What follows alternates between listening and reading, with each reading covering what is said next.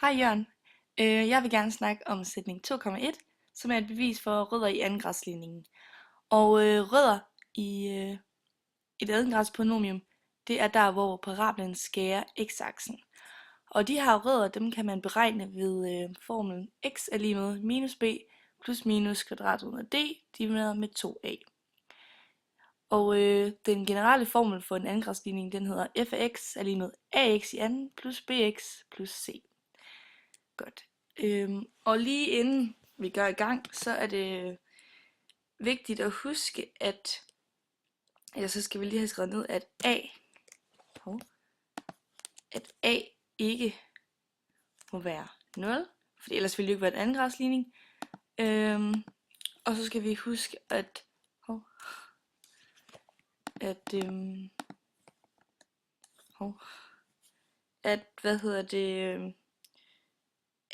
D, altså diskriminanten, lige at formlen for den, det er b i anden minus 4ac. Yes, og så går vi simpelthen bare i gang med at regne. Det første vi gør, det er, at vi lægger 4a til det her ligning, vi har heroppe. Og det vil så sige, at vi kan lige skrive ned. Vi skriver og det bliver så til 4a gange ax i anden plus bx plus c er lige med 4a gange 0. Og ikke tage dig af udregningerne, det kan jeg ikke lige lave om. Og det giver simpelthen jeg kan lige skrive sådan der, og det er det samme som 4a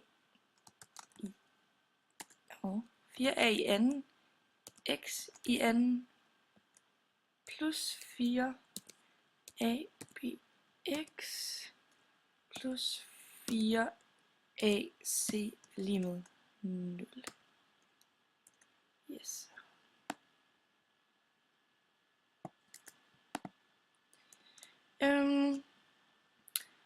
Og det vi så gør bagefter, det er, at vi lægger, vi lægger b i anden til. Derved kommer det til at stå 4a i anden, x i anden, og så lægger vi de b i anden til her, plus 4 a bx plus 4ac, og skal vi selvfølgelig også lægge b i anden til på den anden side. Yes.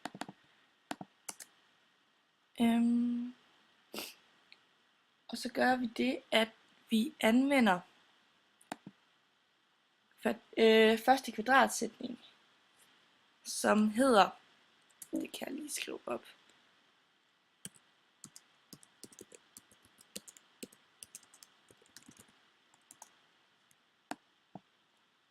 som hedder p plus q opløftet anden er lige med p i anden plus 2 pq plus q i anden. Ja, og her, det kan vi lige skrive, at, at p er her 2ax, og q, det er lige med b. Så derfor, og så sætter vi jo bare vores tal ind i den her kvadratsætning. Og derved kommer der til at stå 2ax plus b i anden er lige med 2ax i anden plus b i anden plus 2 gange 2ax gange b. Yes. Og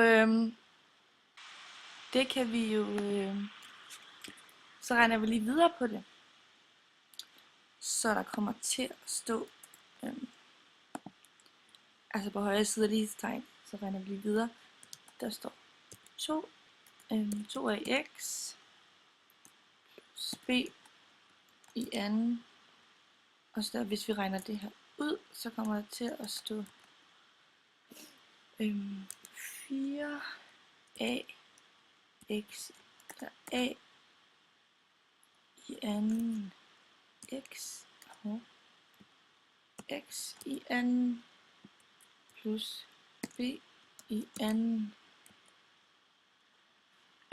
plus 4abx.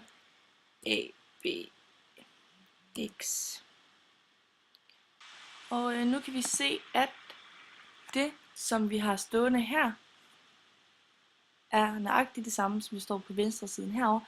Og derfor kan vi lade os at skrive det her om, så der står 2ax plus b i anden er lige med b i anden minus, skal vi lige huske de her minus 4ac, som vi har stående her. Godt.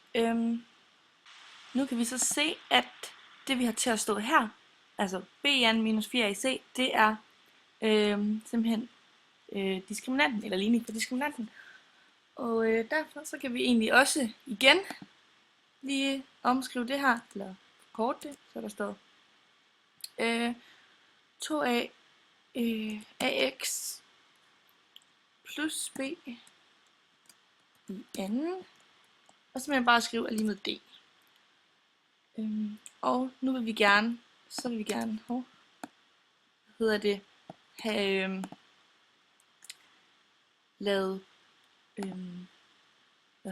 potensen om til kvadratrod, så det gør vi lige, og vi, altså det modsatte af, så det er jo en regneregel. Så derfor så kan vi simpelthen fjerne potensen, så der kommer til at stå 2ax plus b. Hvor vi så derimod, så skal vi jo selvfølgelig have lavet det om til kvadratrod, fordi det modsatte er potens af kvadrat. Så står der så kvadratrod af d. Men så er det vigtigt lige at nævne, at kvadratrod, eller at resultatet, altså kvadratroden, det både kan være positivt og negativt. Derfor så skal vi lige ændre det til kvadratrod plus minus, plus minus, der hedder den, kvadratroden af d. Og det vi gør simpelthen her, det er, at vi prøver at isolere x. Yeah. Og nu kan vi så trækker vi så b, væk fra begge sider, så det kommer til at se sådan her ud. Vi tager stå 2ax er lige med plus minus, vi kan bare skrive minus b plus minus kvadratroden af d. Vi mangler kun at dividere med 2a på begge sider. Og på venstre side kommer der så simpelthen til at stå x, og kommer så til at stå minus b plus minus kvadratroden af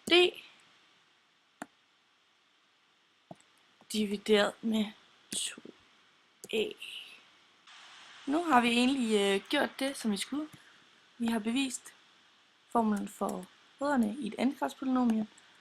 Og nu vil jeg lige sige, hvad det betyder for rødderne.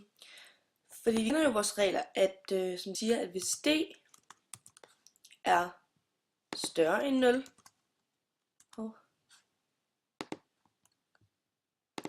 større end, hvorfor gør den det? End 0, så